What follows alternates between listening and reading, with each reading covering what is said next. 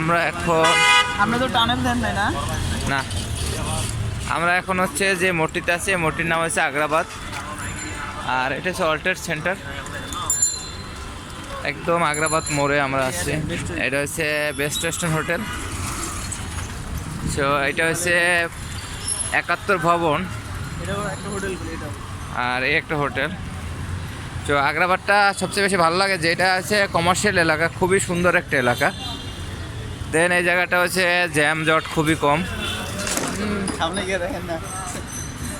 ঠিক আছে খুবই ভালো লাগে তো বলেন 71টা ব্যবসা হবে